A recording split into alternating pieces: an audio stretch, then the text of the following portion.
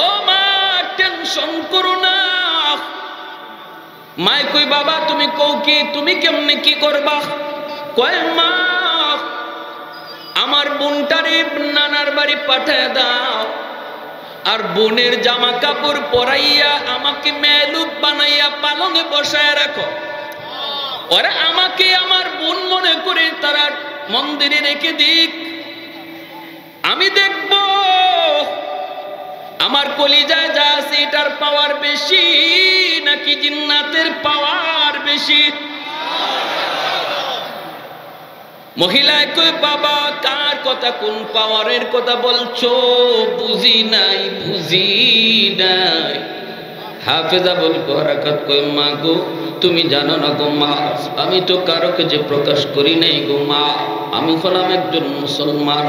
আমার কলিজায় মালিকের 30 পারা কোরআন, এই 30 পারা কোরআনের পাওয়ার সিডরের পাওয়ারের চেয়ে এবং জিন্নাতের পাওয়ারের চেয়ে হাজার হাজার গুণ বেশি। আরেকটু জোরে বলি সুবহানাল্লাহ। লা জিদ্দা ওয়ালা নিদ্দা ওয়ালা হাদ্দা লিমাওলা, লা জিদ্দা ওয়ালা নিদ্দা ওয়ালা হাদ্দা লিমাওলা, আল আনা কামা কানা ওয়ালাম ইয়ালকা যাওয়ালা, আল আনা কামা কানা ওয়ালাম ইয়ালকা যাওয়ালা, লা মিসলা ওয়ালা সাওয়ার মিসলাম ওয়া নাযীরা, من قال سوى ذلك قد قال محالا، من قال سوى ذلك قد قال محالا، لا ولد ولا والد لا عم وخالا، لا شبه ولا مثل ولا كفو لمولا، الحمد لمن قدر خيرا وخبالا، والشكر لمن صور حسنا وجمالا। আল্লাহু আকবার, জোরে কোন আল্লাহু আকবার, মুহাব্বতের সুরে আল্লাহু আকবার। আওয়াজ দিয়া বলেন কোরআনের পাওয়ার আছে না নাই? আল্লাহর কালামের পাওয়ার আছে না নাই? মালিক যার সিনার মধ্যে কোরআন রেখে দিয়েছেন তার কি পরিমাণ দাম জানোনি? নবী বলেন ইন্নাল আলিমা ইস্তাগফিরু লাহু মান ফিল আরদ ওয়া মান ফিস সামা হাত্তাল হিতানু ফি জাওফিল মা ওয়া ফি রিওয়ায়াতিন আন-নামলাতু ফি জুহরিহা। মায়ার নবী দয়ার নবী বলেন উম্মতের দোল, হাফেজে কোরআনের ইজ্জত, একজন হাফেজের দাম, একজন হাফেজের দাম তোমরা হয়তো ঠিক বুঝো না, কিন্তু আসমান জমিনে আর যত প্রাণী আছে রে যুবক, নবীজি বলেন তারা ঠিকই বুঝে। গাছগাছালি একজন হাফেজের দাম বুঝে, মাছ পশু পাখি পর্যন্ত একজন হাফেজে কোরআনের দাম বুঝে। মায়ার নবী দয়ার নবী বলেন কারণ তারা ভালো করে জানে এই জমিনে যতদিন উলামায়ে কেরাম থাকবে, হাফেজে কোরআন থাকবে, মাদ্রাসা থাকবে, যেখানে কোরআনের শিক্ষা হয়, যতদিন পর্যন্ত কোরআনের তালিম জমিনে থাকবে, আল্লাহ নবী বলেন আসমান আসমানের জায়গায়, জমিন জমিনের জায়গায় আল্লাহ দাঁড় করায় রাখবে। জোরে বলি সুবহানাল্লাহ। আযাব গজব দিয়ে আল্লাহ ধ্বংস করবে না। অতএব মাদ্রাসা হলো রহমত আনার চুম্বক। গোটা দেশের জন্য আলেম হাফেজ তারা হলো দেশ রক্ষার জন্য আল্লাহর পক্ষ থেকে রহমতের চুম্বক। আজকে আমরা বুঝি না কার গায়ে হাত উঠাই, হায় রে আমি বুঝি না কার গায়ে হাত উঠাই, কারে নির্যাতন করি, কারে আমি আর চোখে দেখি। অথচ মায়ের নবী বলেন তোমার মন্ত্রীগিরির মন্ত্রী, তোমার মন্ত্রীর মন্ত্রীগিরি, তোমার মিনিস্টারের মিনিস্টারগিরি, তোমার শিল্পপতির শিল্পগিরি, তোমার ব্যবসা বাণিজ্য চাকরি বাকরি, 5 তলা বিল্ডিং আর যত যা কিছু অর্জন করেছো সব কিছু আল্লাহ টিকায় রাখছে কোরআনের তালিমের খাতিরে। এজন্যই মাসে কই মালিক জগতে হাফেজের সংখ্যা তুমি বাড়ায় দাও। পিপিলিকা কই মালিক ঘরে ঘরে তুমি হাফেজ হাফেজে কোরআনের সংখ্যা বাড়ায় দাও, কারণ মাসে জানে হাফেজ বাড়লে, আলেম বাড়লে, মাদ্রাসা বেশি বেশি হলে মাছের হায়াত বাড়বে, পিপিলিকার হায়াত বাড়বে, গাছের হায়াত বাড়বে, জমিনের হায়াত বাড়বে।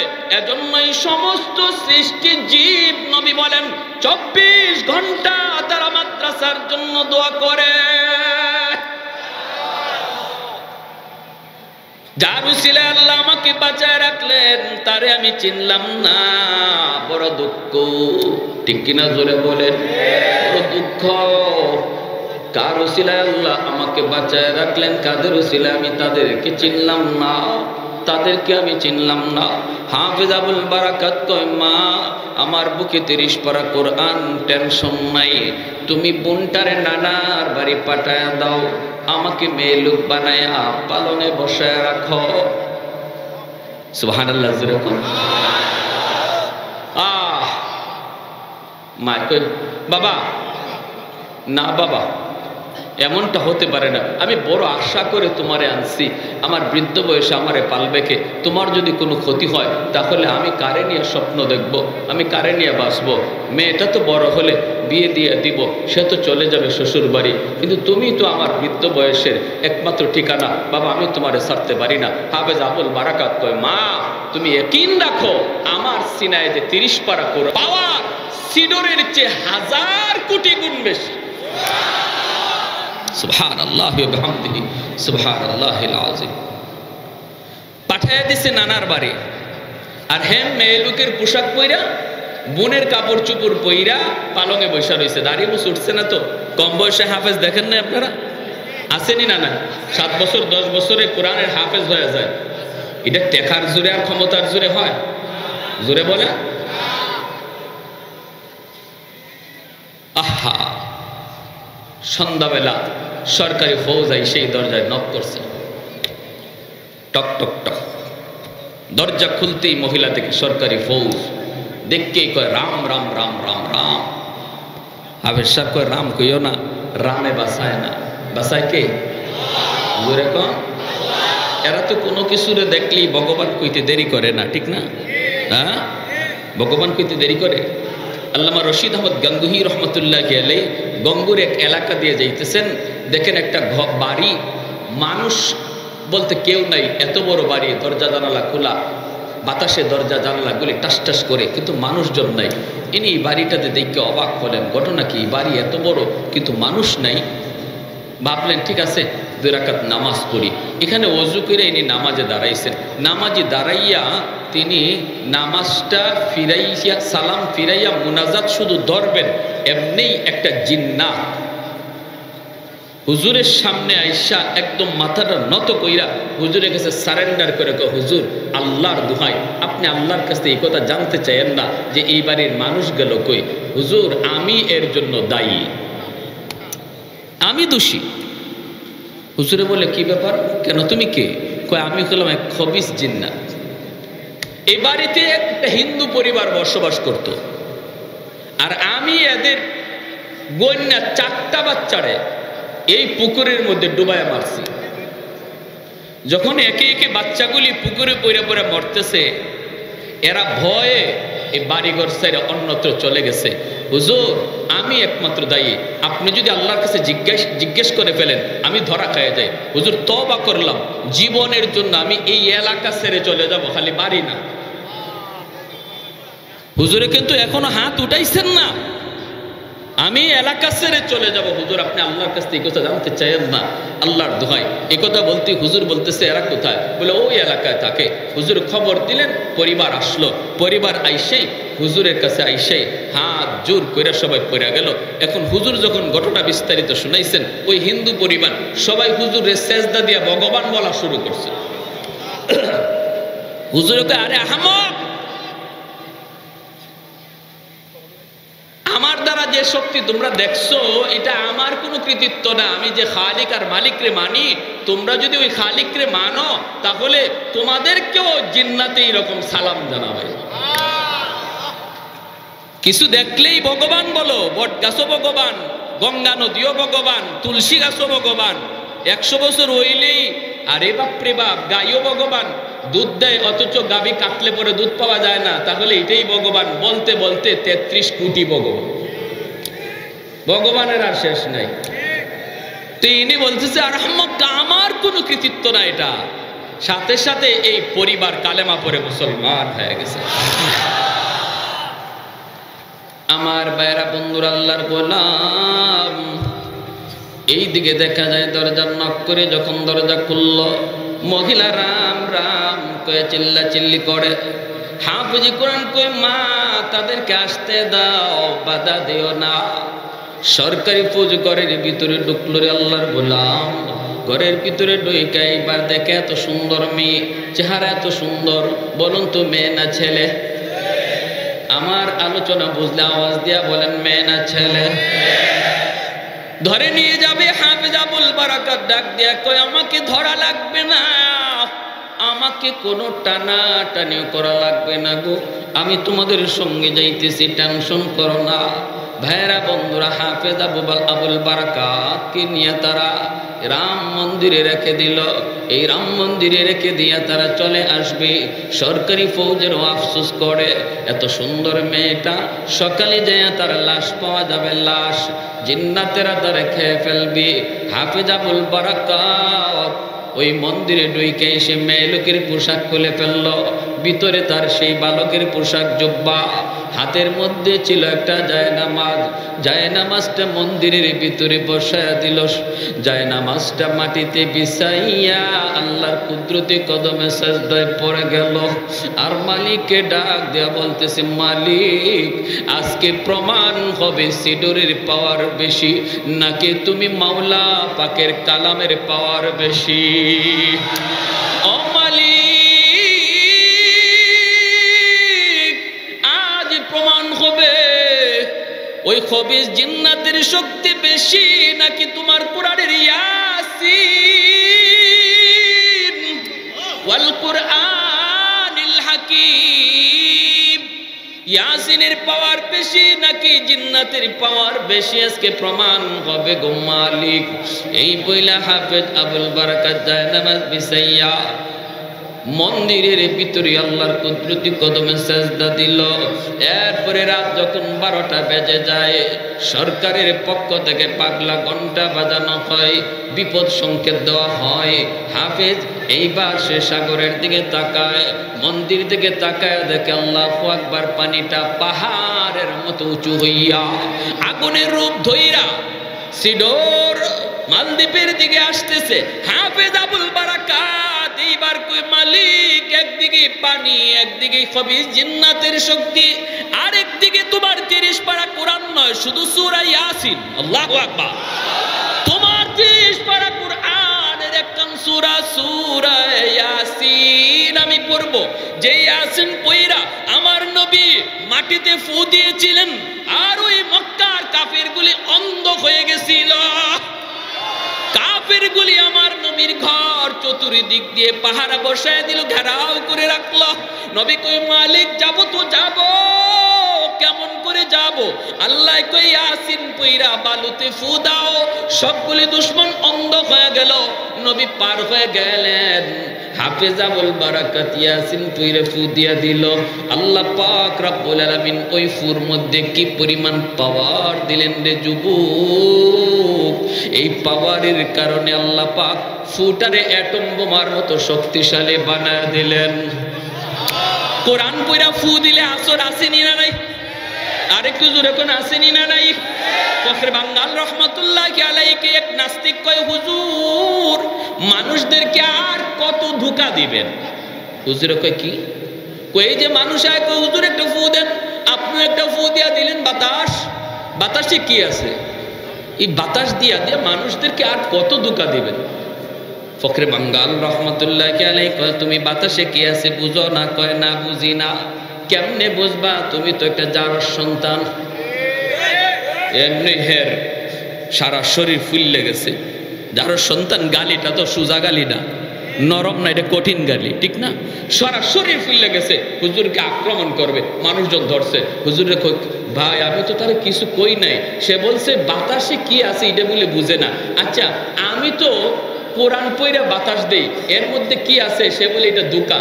এখন যে তারে আমি একটা গালি দিছি, বলুন তো এটা কি আঘাত করছি না একটা বাতাস ছাড়ছি? একটা নাপাক গালি এই বাতাসে যদি তার চেহারা লাল করে ফেললো, বডি যদি ফুলায় ফেললো, তাহলে আল্লাহর কালাম পইরা বাতাস দিলে যে আসর হয় এটা বুঝাইবার জন্য গালিটা দিছে। বুঝে আসছে ভাই? আল্লাহর কালাম সূরা ইয়াসিন পইরা ফু দিল, সিডরের মোকাবেলায় আল্লাহ পাক রব্বুল আলামিন অ্যাটম বোমার মতো সূরা ইয়াসিনকে আল্লাহ মোকাবেলায় পাঠায় দিলেন। সাগরের মাঝামাঝি যাইয়া এমন ভাবে আঘাত করলো, সিডর আবার পানিতে দেবে গেল। আল্লাহু আকবার, জোরে বলেন। পাহাড় পরিমাণ উঁচু পানি আবার সাগরে দেবে গেল। সকালবেলা সরকারি ফৌজরা আসছে লাশ নেওয়ার জন্য। মন্দিরে আইসে দেখে লাশের কোনো বংশ নাই। একটা ছোট্ট বালক মন্দিরে বসে বসে কোরআন তেলাওয়াত করে। আল্লাহু আকবার। এ বেটা, তুমি এখানে মেয়ে লোক কই? হাবিজ সাহেব কই, মেয়ে লোক কোথায় পাইবা মিয়া? মেয়ে পাইবা কই? কই কেন, গত রাত্রে যে নিয়ে আসলাম? কই আরে আহাম্মক গত রাত্রে আমারই লিয়ে আইছে। আরে আমরা আনলাম মেয়ে, তুমি কেউ ছেলে? বলে হ, আমার বোনের কাপড় পইরা আমি মেয়ে সাজ্জে বসাছিলাম। আমার বোন তো নানার বাড়িতে নানির হাতের ফিডা খায়। তুই মরলি না? সিডরও হইল না, তুই মরলিও না, তরিক জিন্নাতে খাইছে না? হাফিজ আবুল বারাকাত কয়ে না ফরমান, তোমাদের সিনার ভিতরে আল্লাহর কোরআন নাই, নূর নাই। তোমরা সত্য জিনিস বুঝো না, অন্ধকারে আছো, আলোর পথ পাও নাই। আমার সিনায় আল্লাহর 30 পারা কোরআন। ওই 30 পারা কোরআনের পাওয়ার সিডরের পাওয়ারের চেয়ে 1000 গুণ বেশি। আমি তো 30 পারা কোরআন শুধু পড়ি নেই, শুধুমাত্র সূরা ইয়াসিন ওয়াল কুরআনিল হাকিম এই সূরা খানের কয়েকখানা আয়াত পড়ে ফু দিছি, সিডরের জায়গায় দেবে গেছে। সাথে সাথে এই সরকারি ফৌজগুলি বাদশারে জানাইলো। বাদশাহ মন্ত্রী পরিষদ নিয়ে হাফিজ সাহেবের সামনে হাজির। ও হাফিজ সাহেব, তুমি এটা কি বলতেছো? আগামী বছরও আমরা এমনটা তোমার কাছ থেকে দেখতে চাই।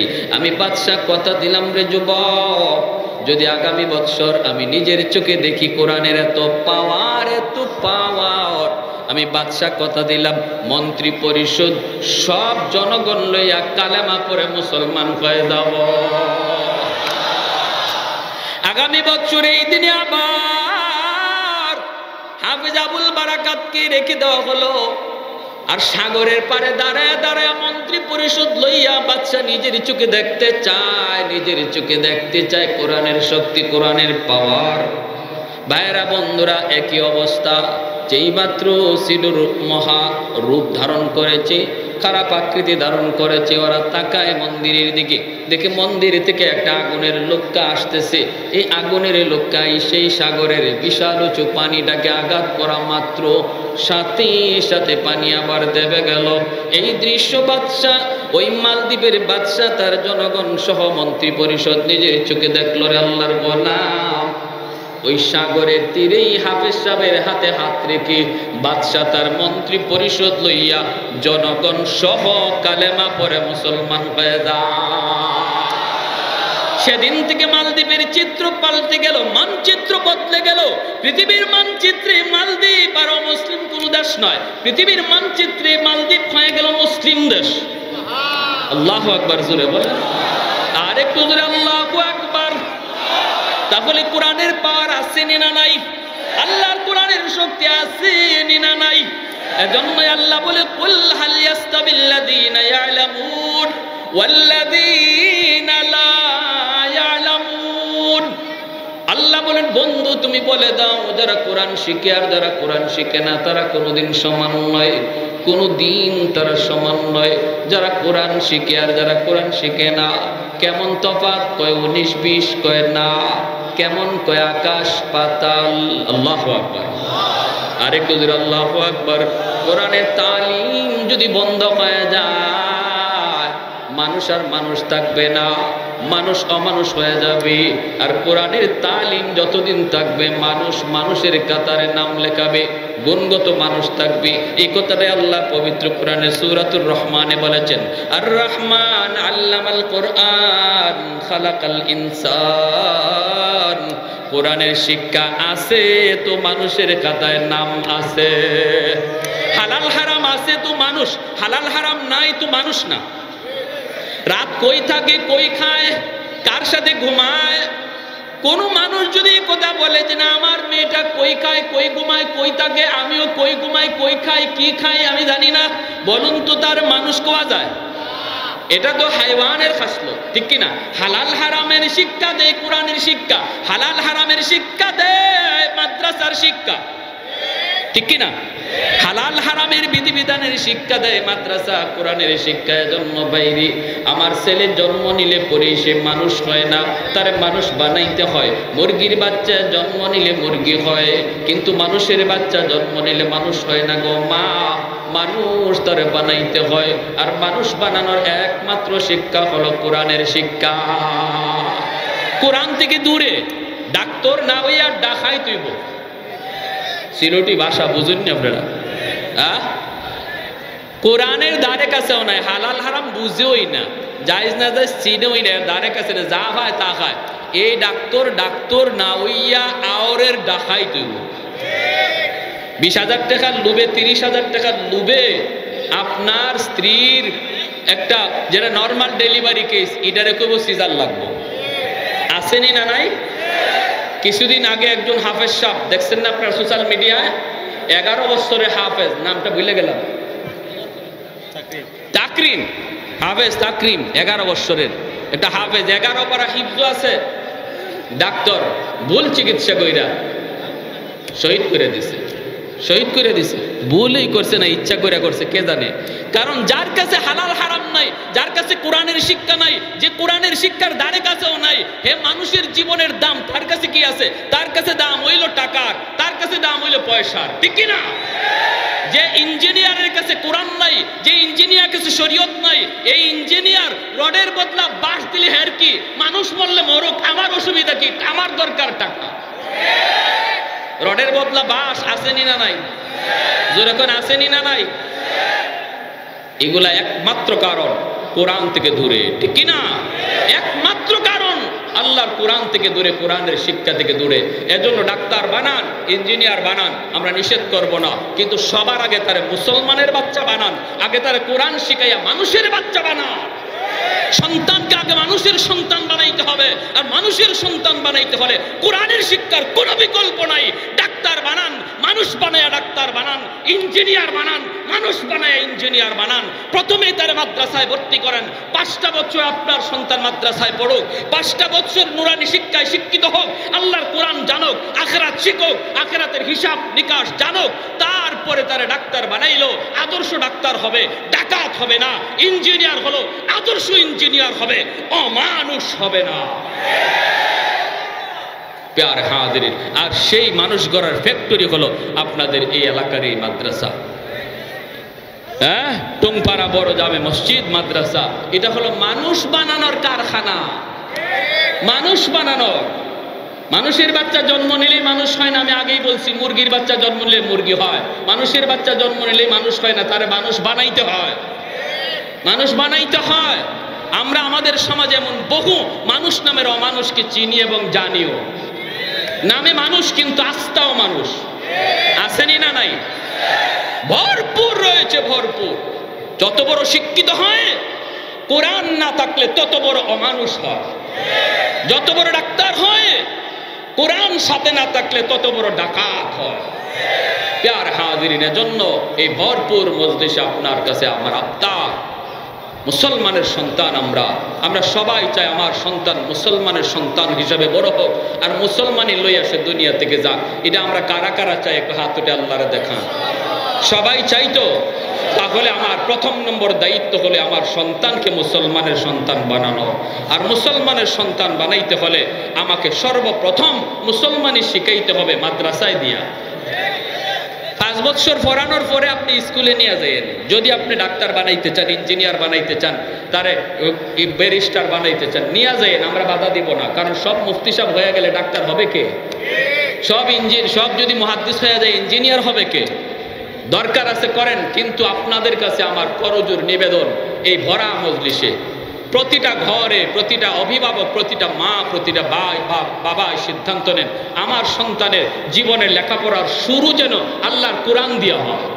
আমার সন্তানের লেখাপড়ার শুরু যেন আখিরাত চিনার দ্বারা হয়, আল্লাহর পরিচয় পাওয়ার দ্বারা হয়। শুধু মক্তবে পড়ানোর দ্বারা এই হক আদায় হয় না। মক্তবে পড়ানোর দ্বারা আল্লাহকে চেনার হক আদায় হয় না। তাকে মিনিমাম 5 বছর নুরানি মাদ্রাসায় পড়ান। আর মাদ্রাসাগুলোতে এখন আলহামদুলিল্লাহ স্কুলের সমমানের অঙ্ক ইংরেজি ঢুকানো হয়েছে। আমাদের কওমি মাদ্রাসাতে অনায়াসে 5 বছর পরে আপনার ছেলে হাই স্কুলে ভর্তি হতে পারবে, তার অঙ্ক ইংরেজিতে কোনো সমস্যা হবে না। শুধুমাত্র আপনাদের দিকে খেয়াল করে যেন আমাদের জেনারেল শিক্ষিত ভাইয়েরা তাদের সন্তান মাদ্রাসায় পড়ায়া সন্তানকে জেনারেল শিক্ষায় শিক্ষিত বানাইতে পারে, এই চিন্তা মাথায় রেখা উলামায়ে কেরাম কওমি মাদ্রাসার সিলেবাসে 5 বছর স্কুলের সমমানের অঙ্ক ইংরেজি রেখে দিয়েছেন এবং ওই শিক্ষক রেখে দিয়েছেন, টিচার রেখে দিয়েছেন। আপনারা মন ঘাবড়ানোর কিছুই নাই। তবে আপনাদের কাছে অনুরোধ, আপনারা আমার এই আবদারটা রাখবেন। কারা কারা রাখবেন একটু হাত উঠান। যারা বিয়া করছেন না এরাও তুলেন, নিয়ত করে তুলেন। আল্লাহ যেদিন আমার কপালও রাখবো, সন্তান হইলে আমি প্রথমে মাদ্রাসায় দিব ইনশাআল্লাহ। আল্লাহ আমাদের সবাইকে এই অল্প কথাগুলো বুঝার এবং মানার, এর উপরে আমল করার তৌফিক আল্লাহ আমাদের সবাইকে দান করুন। সবাই বলে আমিন। ওয়া আখির দাওয়ানা আনিল হামদুলিল্লাহি রাব্বিল আলামিন।